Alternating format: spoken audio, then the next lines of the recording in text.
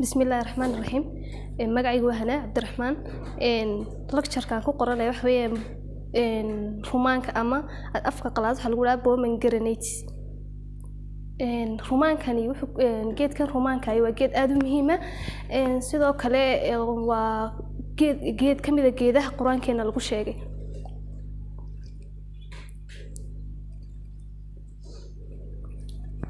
intaan wadno waxaan dul istaagi doonaa objectives-kan kuwan qeexi doonaa laba waxaan sheegi doonaa inay kingdomskiisa iyo tibiskiisa iyo benefitska loo isticmaalo ama waxyaabaha uu daweeyo xanuunada uu daweeyo aan iraahday aynu ku bilownay what is the pomegranate ama waa maxay rumaanku rumaankan geedka rumaanka asliyan wuxuu ka soo jeedaa Latin oo micnaheedu tahay apple ayuu ka yimid iyo seeds marka qaabka uu sameeyay waa rumaanka wuxuu sameeyay qaabkan wuxuu leeyahay spherical waana tick qaradiisu way adag tahay wuxuu ka kooban yahay mass of red and or white seeds ka ku jiray hadii uu bis aad u bislaado waxweyn casaan hadii kalena waa cadaan labadaba waa la isticmaali karaa sidoo kale pomegranate waa excellent fruit weeyaan kaas oo loo isticmaalo caafimaad ahaan baa loo isticmaalaa small waana geed yar dhererkiisu wuxuu gaarayaa 5 ilaa 10 mitir geedkan rumaankan hadaba waxa weeyaan wuxuu leeyahay antioxidants iyo antiviral iyo antitumor properties buu leeyahay sidoo kale geedkan wuxuu ku caan yahay vitamin ay kamid yihiin vitamin A vitamin C iyo vitamin E sidoo kale folic acid hadaba waxay ku jirtaa qaybtiisan qaybtiisan qoloftan sare ayay ku jirtaa folic acidaasi wax kale loo isticmaalaa timaha ayaa loo isticmaalaa timaha uu bixiyaa qaybtiisan sare qolofta hadaba wuxuu leeyahay kingdoms buu leeyahay wuxuu geedkan waxa la yiraahdaa divisionkiisu waa balanti classkiisu waa kaas sub classkiisu waa kaas classes kaas oo kala baxaa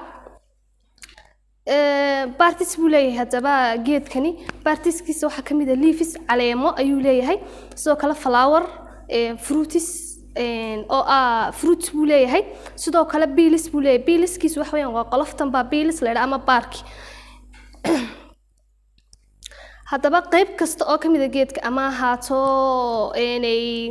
flower ka haato ama peels kan oo qoloftan haato ama fruits ka haato ama aerialis haato ubaxa ku jira aerialis waxa weeyaan fruits ama aerialis aan iraahne oo qaybta ubaxa iyo fruitska wax la tuuro male waa wada dawo weeyaan hadaba dowska la qaadanayo geedkan dowska laga qaadanayo wuxuu ku xiran yahay qofka age-kiisa oo ma oran karno maanta qofka macaan baa haye ha qaato dows noocaasa waxay ku xiran tahay qofka da'diisa qaybta dowska uu qaadan waxay ku xiran tahay qofka da'diisa caafimaadka qaybta uu doonayo ma calool istaag ba ma dhiikar ba wuxuu doonayo iyo xaalado kaleba oo la isticmaali karaa sidoo kale geedkan waxa loo has been used waxa loo isticmaali jiray natural medicine ahaan in lagu daweeyo throat-ka intan cumaha qofka durahayo urinary infection-ki digestive disorder qofka uu khalkhalka ka yimaado dheefshiidku skin disorder hadii qofka ku dhaco skin cancer disorder kaga dhaco arthritis iyo qaar kale badan hadaba intaanu wadno waxaan ku soo celcelin doonaa maxaa la yiraahdaa fruitskiisa waxa loo isticmaalaa marka hore aan disleegno geedkan marka la jarayo inta badan dadku markii midida u isticmaalayaan waxay kaga bilaabaan dhexbartanka marka sidaas ma sida habka ugu wanaagsan ee markaad isticmaalaysid aad u goynaysid wuxuu leeyahay 5 qaybood buu leeyahay marka doonaysid inaad jartid ama aad isticmaashid line kaas aad midi kaga bilaabaysaa line saas oo kale line sameynaysaa kadib biyo ayaad ku soo shubanaysaa weel biyo qabow ku soo shubanaysaa weel waad dhex gelinaysaa sidii liin macaanta oo kale ayaad sidaas ugu kala qaybinaysaa waa habka ugu wanaagsan ee aad series ugu guran kartid adigoona qaar ka khasaareen midi iyo waxaan dhaawac kaaga soo gaaray haddaba pomegranate-ka leafiskiisa iyo qaybtiisan sare ee peelisku ama iyo flower-ka waxyaabo loo isticmaalay inuu eegi doona haddaba leafiskiisa waxa loo isticmaalaa in lagu daweeyo jaundice-ka sidoo kale shubanka calool xanuunka iyo insomnia-da sidoo kale peeliska leafiska taa loo isticmaalay taas waxay tii leafiska loo isticmaalay caleemihiisu caleemihiisu waa kuwan caleemihiisan ayaa loo isticmaalaya jaundice-ka calool xanuunka calool shubanka waxaasaa loo isticmaalaya haddaba peeliskan oo ah qoloftan sare waxaa loo isticmaalayaa waxay la dagaalamaan finanka sidoo kale rashes waa finanka waaweyn ka soo daata kuwaasoo dhan baa la isticmaalaya haddaba flower-ka waxaa loo isticmaalaa geedka flower-kiisa oo anagii hore sawirka ugu soo aragnay contain wuxuu ka kooban yahay antioxidant kaasoo la dagaalamaya ama burburinaya radicalska wax weyn shucaaca kana hortagaya kansarka Alzheimer's oo de qofka ilowshu ku dhaco sidoo kale cardiovascularka ama wadna xanuunka sidoo kale wuxuu yareeyaa cholesterolka ayuu yareeyaa qaybta flowersku wuxuuna resolve discalcine salka burburayna oo xal buu u yahay ayaan oran karaa health benefits-ka adaba uu leeyahay geedkani wax ka mid ah heart problem qofka wadna xanuun la soo dariso kale ayaa la siin karaa geedkan wuxuu yareynayaa dhibaatada kaga imanaysa qofka wadnaha sidoo kale stomach disorder ayuu waa qaybtan pilke ama barkige ayaa wax loo isticmaalaa stomach disorder-ka sidoo kale waxa loo stomach disorder-ka loo isticmaalaa haddaba wuxuu leeyahay drinking tea ba meeshan ku qoran drinking tea-da waxaan ka wadaa qaybtan caleenta waxa loo isticmaalaa marka calool stomach disorder dhaco waxa la sameeyaa qaybtan waa la karkariyaa sida waxa loo karkariyaa biyaha lagu karkariyaa sida shaah oo kale ayaa loo cabaa sidoo kale dysentery-ga iyo chlorahana waa ka dawo qaybtan leafisku sidoo kale dental care ayaa loo isticmaalaa geedkan rumaanka benefits-kiisana waxaa ka mid waa qaybta sharaab juice-ka waanigii hore soo sharxo juice badan bay nagu soo noqon doona ayaan nidhi juice-kaasi waxa weyn qaybtan midhaha ayaa juice ahaan waa la ridqaya sidii imkaan nii sheegayo kale baa biyaha markaad midhaha kaga dhex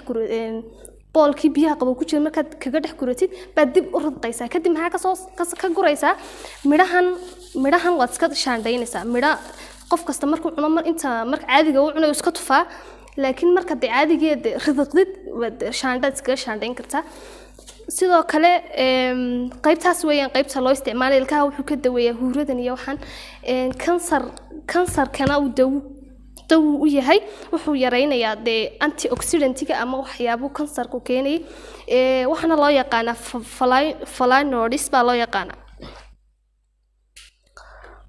sidoo kale wuxuu daweeyay macaanka ayuu ku daweeyay waxana la isticmaalay qaybtii fruitkii ama midhihii baa loo isticmaalaa macaanka coronary illness iyo waxaasoo dhan ayuu uga daweeyay si uu qofku dhiigii si uu hay sidoo kale anemia ama dhiig yarida ayaa loo isticmaalaa waxayna uga dawatahay inuu qofkii daalayo symptomskii uu lahaa anemiyadu ayuu yareynayaa ama uu ka hortagayaa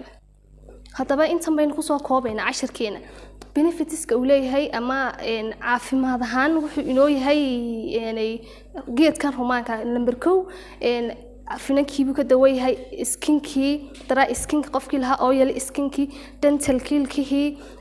macaankii waxaasoo dhan buu ka daweeyahay haddii qofka sun damage ay ku samaysay cadeedu waxaasoo dhan buu ka daweeyahay inuu qofkii Alzheimer's tiyan hore soo sheegnay ku dhacdo kale haddaba benefits-ka uu leeyahay tanna waa summary ilkuhu wanaagsan yahay skinkii waa intaan hore soo sheegnay intaan summary ahaan samaysan lafihii oo arteritis-kiya waxaasoo dhan buu ka daweeyahay wad mahadsantihiin